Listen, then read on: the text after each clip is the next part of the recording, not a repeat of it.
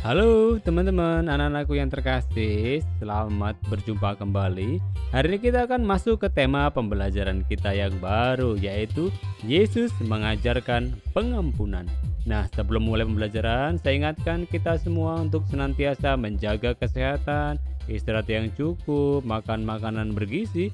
Jangan lupa juga ya, kalau bepergian memakai masker, membawa hand sanitizer ya, mencuci tangan dengan sabun, dan ingat ya, jaga jarak ya, supaya kita tidak terserang atau terkena virus-virus yang mungkin akan menyerang kita. Nah, anak-anakku juga perlu ya untuk berolahraga supaya badan kita tetap bugar. Nah, sebelum mulai pembelajaran, yang belum menekan tombol subscribe, silakan tekan tombol subscribe dulu ya, supaya kita tidak tertinggal pelajaran-pelajaran kita berikutnya. Nah, kita akan mengawali pembelajaran kita dengan berdoa. Kita siapkan hati, kita mau berdoa. Marilah kita mengawali pembelajaran kita dengan berdoa. Dalam nama Bapa dan Putra dan Roh Kudus. Amin. Allah Bapa di surga, puji dan syukur kami haturkan kehadirat-Mu, karena pada hari ini kami dapat berkumpul untuk belajar bersama. Kami ingin belajar pada Yesus yang rela mengampuni, mau mendoakan orang-orang yang memusuhinya, dan tidak membalas dendam. Kami menyadari hal itu tidak mudah bagi kami.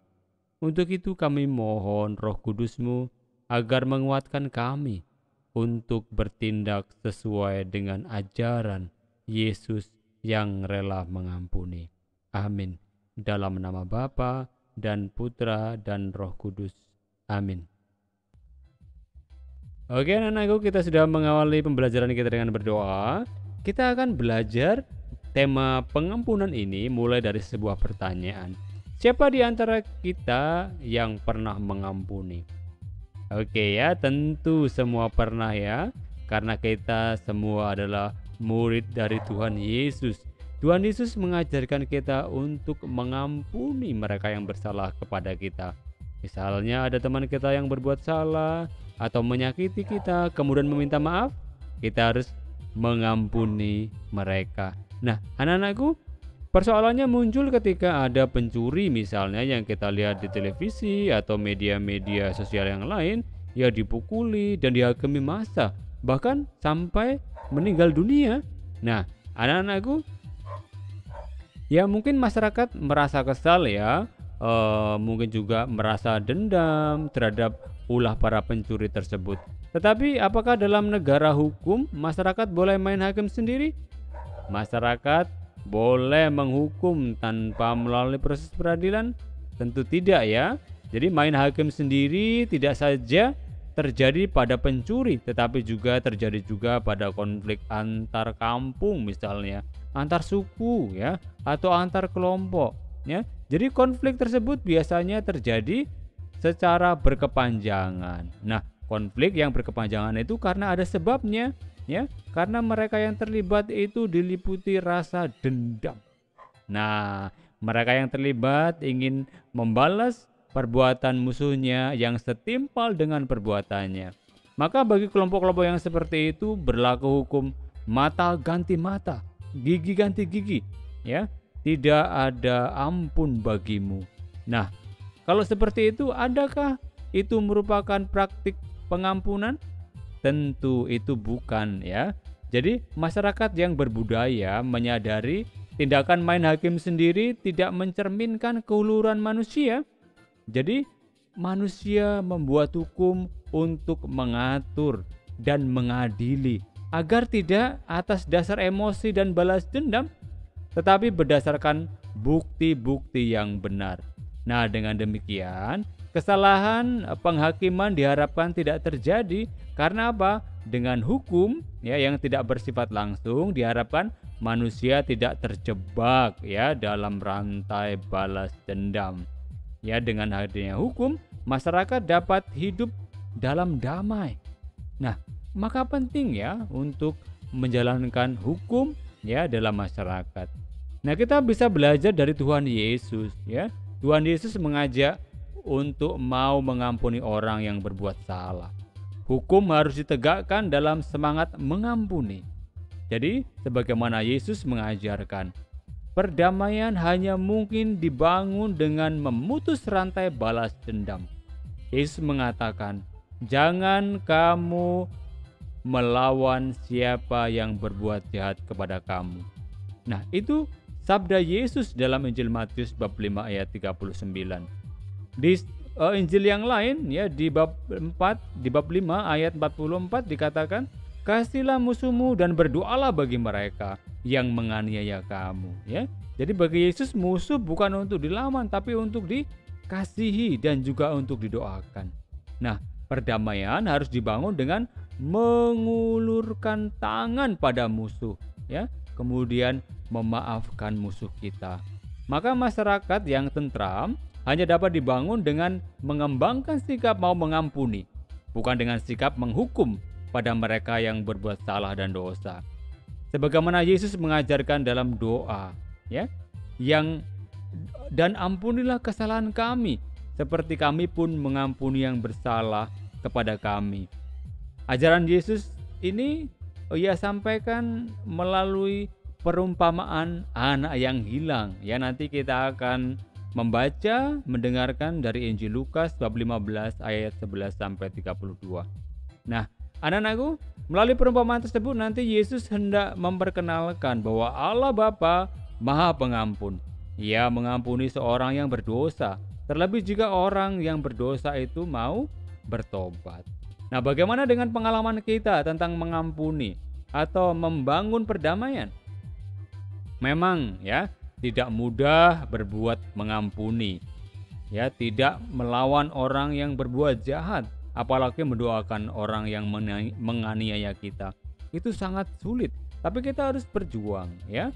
Sebagai murid Kristus, kita harus belajar meneladani sikap dan perbuatan Yesus yang mau mengampuni orang yang menganiayanya, mendoakan musuh kita, dan mengampuni orang yang berbuat salah dan dosa. Dengan itu rantai balas dendam diputus, kedamaian dibangun, ya. Jadi itu yang kita harus lakukan sebagai pengikut Kristus.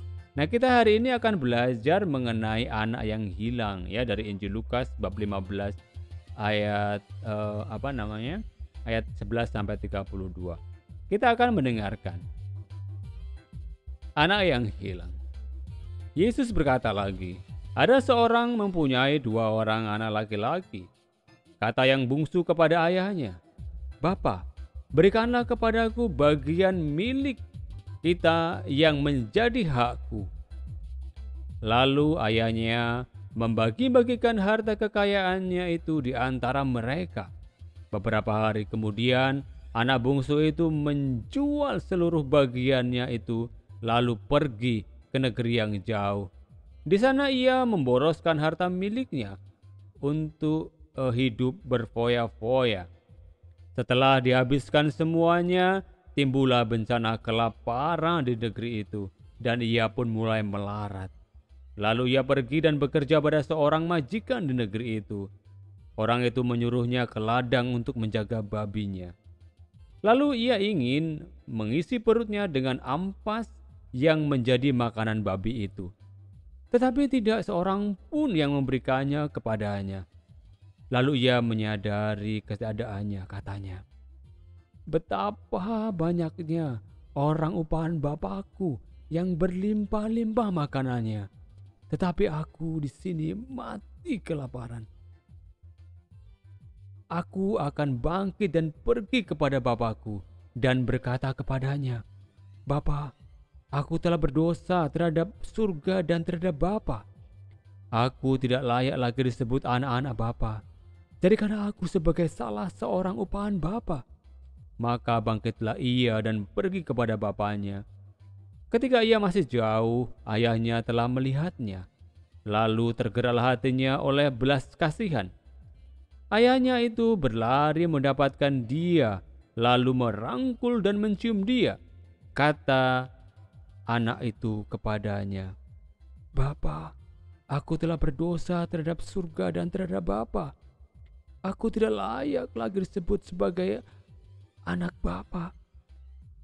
Tetapi ayah itu berkata kepada hambanya, lekaslah bawa kemari jubah yang terbaik, pakaikanlah itu kepadanya, dan kenakanlah cincin pada jarinya dan sepatu pada kakinya.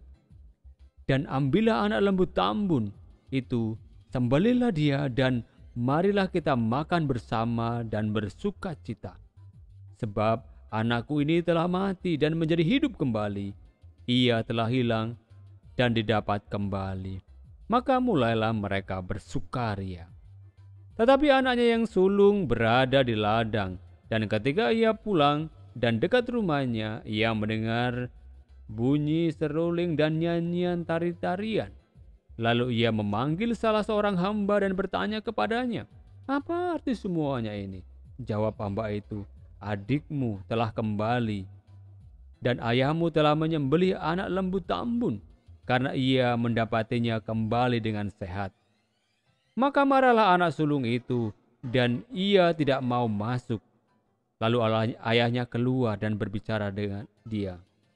Tetapi ia menjawab ayahnya, katanya, telah bertahun-tahun aku melayani Bapa, dan belum pernah aku melanggar perintah Bapa.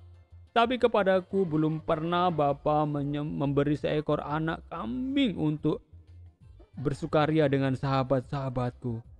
Tetapi baru saja datang anak bapa yang telah memboroskan harta kekayaan bapa bersama dengan para pelacur-pelacur. Maka bapa menyembelih anak lembu tambun untuk dia. Kata ayahnya kepadanya, anakku, engkau selalu bersama-sama dengan aku, dan segala kepunyaanku adalah kepunyaanmu. Kita patut bersuka cita dan bergembira karena adikmu yang telah mati dan menjadi hidup kembali. Ia telah hilang dan didapat kembali. Nah, anak-anakku, demikianlah kisah anak yang hilang yang dikisahkan dalam Injil Lukas ya, bab 15 ayat 11 sampai dengan 32. Nah, anak-anakku, setiap agama jelas ya melarang segala bentuk pembalasan. Pembalasan hanya milik Tuhan. Yang berhak menghukum adalah Tuhan. Tidak ada manusia yang sempurna. Ya, dalam Injil Lukas yang barusan kita dengar tadi, Yesus mengajak kita untuk bersikap mengampuni sebagaimana Allah Maha Pengampun. Dengan makan makanan babi, si bungsu kehilangan kehormatannya sebagai manusia. Ia menjadi seperti binatang. Menyadari situasi itu dan mengingat keadaan rumah bapaknya, si bungsu bertobat. Bapak menyambut si bungsu yang bertobat dan memulihkan kehormatannya. Dia dengan mengenakan baju baru, cincin serta memestakannya. Melihat tanggapan bapaknya terhadap adiknya, si sulung marah. Si sulung merasa diri baik di hadapan bapaknya, sehingga berhak mendapatkan yang lebih dari yang didapatkan adiknya. Tetapi si sulung sang bapa pun keluar dan menemuinya. Ia mengatakan, apa yang menjadi milik bapa menjadi miliknya juga. Selayaknya si sulung bergembira karena adiknya yang hilang sudah ditemukan kembali. Nah, perumpamaan tentang anak yang hilang ini menekankan sikap murah hati dan pengampunan dari Allah.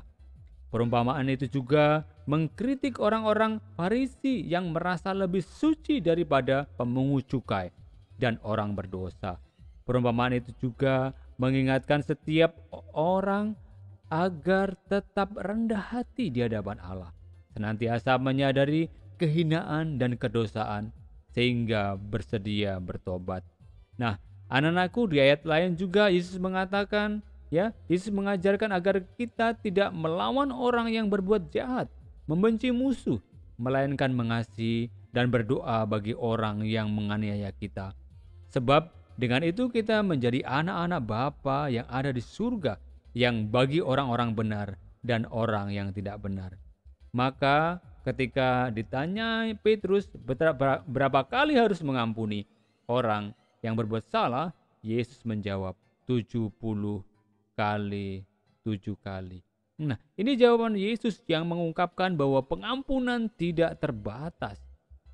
Demikian ya, sebagai pengikut Yesus, orang-orang Katolik perlu mengembangkan sikap mengampuni sebagaimana Allah Bapa yang menerima baik si bungsu maupun si sulung. Nah, anak-anakku, ya demikianlah proses pembelajaran kita hari ini. Kita akan mengakhiri pembelajaran kita dengan berdoa. Kita sudah belajar bagaimana Allah mengampuni melalui kisah dari anak yang hilang tadi. Mari kita akhiri pertemuan kita dengan doa. Kita siapkan hati, kita hendak berdoa.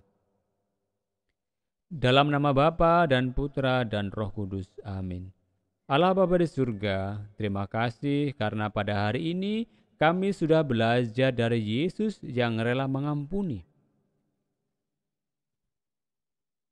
Doakanlah kami ya, yang agar kami semakin mampu untuk mengampuni orang yang memusuhi kami dan tidak membalas dendam.